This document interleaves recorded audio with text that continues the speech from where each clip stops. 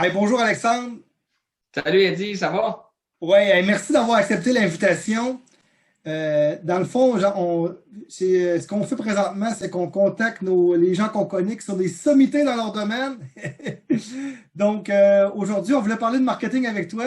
On va parler d'exemples très précis. Mais avant de commencer, Alexandre, j'aimerais ça que tu puisses te présenter là, pour les gens qui ne te connaissent pas.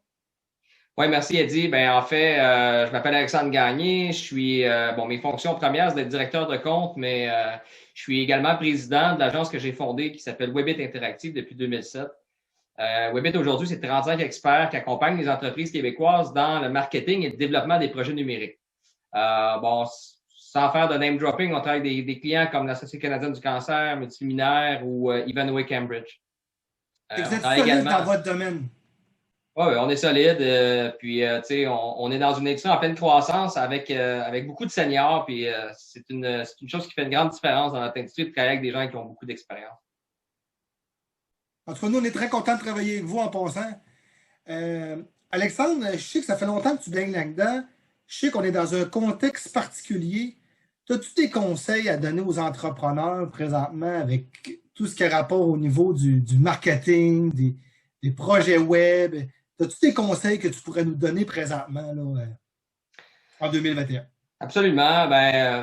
C'est quelque chose que j'ai vu naître en même mon entreprise, puis qui aujourd'hui fait beaucoup de sens quand on y a goûté. Une chose qu'on voit vraiment malheureusement encore dans beaucoup de projets numériques, que ce soit pour du développement de projets ou développement de plateformes ou encore pour des projets de marketing, c'est des compagnies qui décident de ne pas s'offrir les services d'un stratège à travers leur mandat. Je m'explique. Un exemple concret dit un client se fait un site Internet, un site Internet quand même d'envergure, il investit plusieurs dizaines de milliers de dollars, puis pour sauver des sous, on parle d'un projet e-commerce, il décide de lui-même s'occuper de faire son marchandisage. Alors, quand on parle de merchandising, on parle de catégoriser ses produits, un peu comme le ferait un commerce de détail traditionnel, donc de décider en quelle rangée je vais mettre mes produits, puis à quelle tablette je vais mettre mon produit, est-ce que je vais mettre d'un bout de rangée, tout ça. En web, on a le même phénomène et on appelle ça le e-merchandising. Le merchandising, c'est une des affaires les plus importantes en e-commerce parce que une des erreurs qu'on voit fréquemment, c'est des entrepreneurs qui vont construire leur merchandising en fonction de leur verbiage, en fonction de leur façon de voir les choses et non orienté en fonction de comment les gens vont atterrir sur le site. Puis une fois qu'ils vont atterrir, comment ils vont chercher les choses. Il faut Puis se mettre quelque dans la chose. tête, faut se mettre dans la tête du client, là. Oui, c'est ça, exactement. Puis c'est très important ce que tu dis. Ce qu'on voit trop souvent arriver dans l'industrie, c'est que les gens font des sites pour eux et non pour la personne qui va acheter. C'est très important, ça. Puis aussitôt qu'on rentre avec des entrepreneurs, par exemple, où c'est leur argent, c'est plus émotif, puis souvent les décisions sont moins bonnes parce qu'elles sont basées sur de l'émotion et non sur du logique.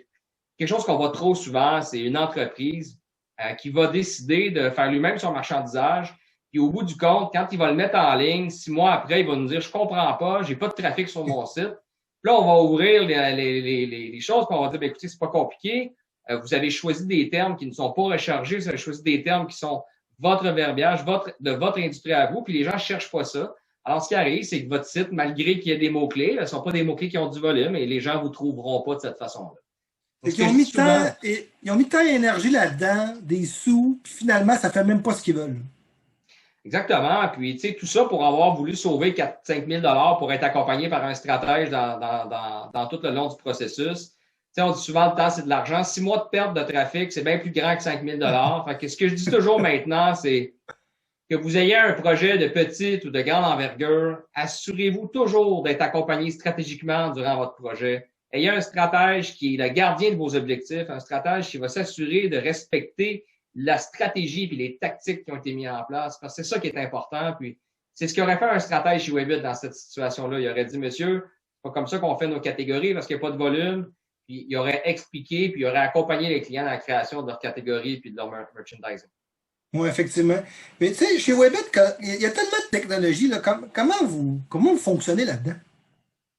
Ben, c'est un des problèmes, souvent, parce que ce qui arrive, c'est que les gens nous contactent, ils veulent avoir une soumission, puis on doit soumissionner. Puis si on pose des questions, bien souvent, on se rend compte qu'il n'y a pas eu d'analyse stratégique faite avant.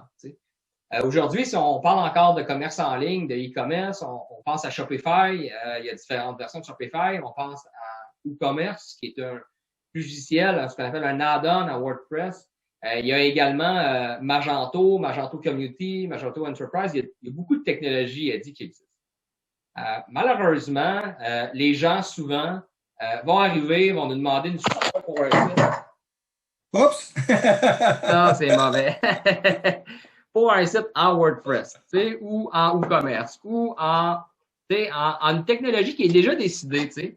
Puis ça, c'est bien malheureux, mais l'enjeu derrière ça, c'est que on va concevoir un site pour le client parce qu'il voulait l'avoir, puis bien souvent, il va se rendre compte plus tard que ce n'était pas le bon outil pour lui. Fréquemment, là, un exemple parfait dit, là, c'est vraiment là, les compagnies qui doivent faire un choix là, quand ils sont un peu plus avancés au niveau e-commerce, vont préférer prendre Shopify parce que c'est moins cher, puis exclure Magento parce que c'est beaucoup plus coûteux. Puis un an plus tard, ils vont vouloir aller en personnalisation, puis tout de suite, ils vont voir qu'ils ont un frein, qu'ils sont dans le logiciel propriétaire, qu'il y a bien des avantages, soit dit en passant. C'est juste faire attention à notre modèle d'affaires, à qui on est, qui on sert, puis ça va être quoi nos besoins futurs au niveau évolution, tu sais. Ouais. Alors, c'est très important de faire le bon choix, puis c'est pas compliqué, hein. Il faut faire une analyse au départ avant de faire faire des gens en soumission, là. Il faut choisir notre outil en fonction de nos besoins, puis après ça, aller en évaluation de production. En tout cas, personnellement, moi, quand j'ai commencé à travailler avec Webbit, ça a été quelque chose que j'ai vraiment apprécié parce que c'est comme, il y a une liste de besoins, puis après, on choisit. C'est pas, on commence à travailler dans un logiciel, puis on se rend compte après 6 mois de temps et d'argent qu'on n'est pas dans la bonne place, là. Donc, moi, c'est quelque chose que j'avais tout de suite apprécié avec vous autres. Encore trop souvent, on voit des appels d'offres arriver avec une technologie déjà choisie, puis quand on pose des questions, on se rend compte que c'est une personne à l'interne qui a déjà travaillé avec l'outil, qui veut ça. C'est pas du tout réfléchi en fonction des besoins. Puis parfois, on arrive à faire changer le fusil d'épaule, puis à leur faire changer d'idée, mais des fois, c'est pas possible. Puis on vit encore ça aujourd'hui. Oui. T'aurais-tu un dernier conseil pour nous autres, Alexandre, sur présentement là, des bonnes stratégies ou quelque chose d'intéressant là, à savoir? Ben moi, l'affaire que j'ai vraiment aimée en 2020, elle dit à toutes les fois que je raconte ça, les yeux de mes clients s'ouvrent, tu sais. C'est quand je leur pose la question, savez-vous qu'un courriel peut servir à bien d'autres choses que d'envoyer une infolettre? Et là, je leur demande, d'après vous, à quoi ça peut servir? Les gens ne savent pas, tu sais. Mais si toi, David, tu connais ça, ce qu'on appelle le reciblage ou le remarketing en anglais, hein, qui est l'action de recibler quelqu'un qui est déjà venu sur un site. Ben, il existe la fonction dans les outils comme Facebook Business Manager, qui est également l'outil qui gère Instagram. On a également les mêmes fonctions dans LinkedIn Ads qui servent à cibler des gens. Ce qu'on fait, hein, quand on fait de la publicité sur ces plateformes-là, on crée des audiences. Là, une audience, il y a plusieurs façons de la créer, mais une chose que j'explique souvent, que les gens ne savent pas, c'est que une inscription, une infolettre sur un site Internet, oui, ça peut servir à envoyer des infolettres, mais ça peut également servir à créer des audiences. Alors, je m'explique.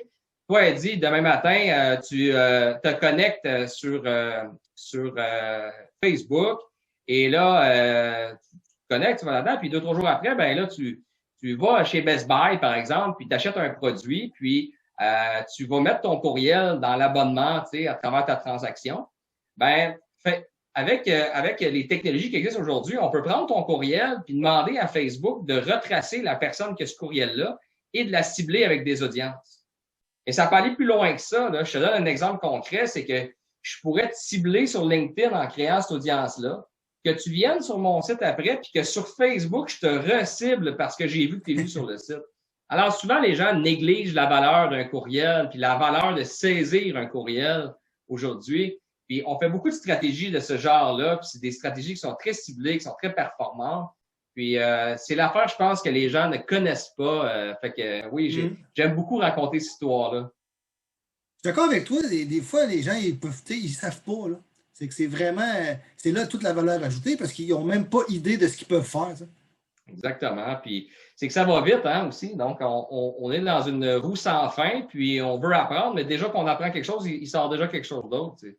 C'est notre industrie, hein. C'est une industrie qui va vite. Hey, merci beaucoup, Alexandre. Puis, si on veut te contacter puis on a d'autres questions, comment ça fonctionne là, pour Webbit? Ben, les gens peuvent se rendre sur le site web au webitinteractive.ca, donc WEBIT interactive.ca. Il y a un formulaire de contact. Sinon, également, ils peuvent me rejoindre au 514-932-4840, poste 228. Puis bien entendu, sinon, ils peuvent te contacter, Eddie, et tu pourras toi-même me référer. Je pense que c'est la méthode la plus simple. Hey, un gros merci, Alexandre, pour ton temps aujourd'hui. C'est très apprécié.